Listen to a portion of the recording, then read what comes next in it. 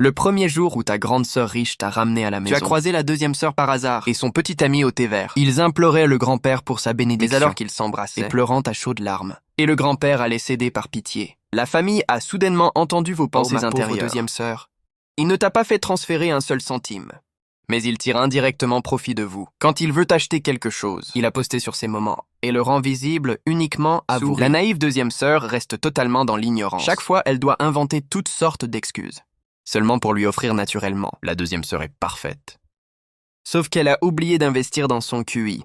Quand elle a été réincarnée, traitez-le comme votre premier amour irremplaçable. Mais il ne vous voit qu'en tant que substitut. Tu es juste un distributeur ambulant. Une fois que le roi dragon reviendra grandement, tu seras le premier sacrifié. Les pupilles de la deuxième sœur se dilatent sous le choc. Qu'a-t-il voulu dire par sacrifice? Que voulait-il dire par stand-in? Le grand-père était horrifié.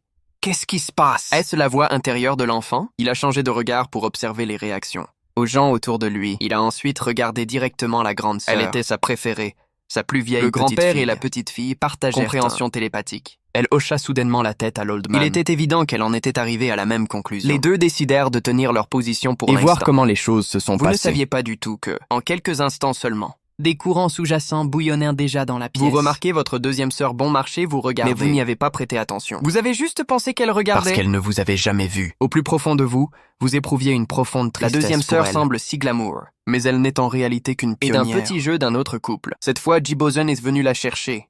Seulement parce qu'il a eu une dispute avec sa vraie copine. Il veut juste utiliser la deuxième sœur pour la rendre jalouse. Et comme elle est assez riche et crédulesse, il peut aussi trouver du réconfort émotionnel en plus. Au moment de leur réconciliation, tu seras la première à être mise à la porte. En entendant cela, les émotions de la deuxième sœur étaient complètement... Elle prit une grande respiration. Si c'était juste de l'argent, ce ne serait pas un gros problème. Alors qu'elle allait s'en prendre à Jibozen, il s'interposa entre l'homme et le vieil homme. Il dit solennellement, quoi qu'il arrive, Bozen m'a sauvé la vie.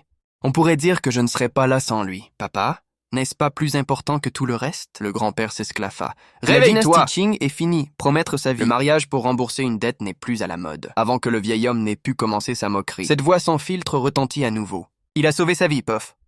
Quand Jibozen a-t-il sauvé ma vie bon marché? Vie de la deuxième sœur. Le mouvement de grand-père pour se lever s'est arrêté. Le vieux renard sentit qu'il y avait plus à cette histoire. Il feignait d'indifférence et demandait: parles-tu du naufrage à l'université? Quand tu étais sur cette île déserte, même si la deuxième sœur était follement amoureuse, elle se rendit compte à ce moment, précisément ce que le vieil homme tramait. C'est ça, le naufrage. Vous cherchez rapidement les mots-clés dans votre mémoire. Soudain, ça a cliqué. Je me souviens, ma deuxième sœur est bien trop pitoyable. Elle est vraiment pitoyable.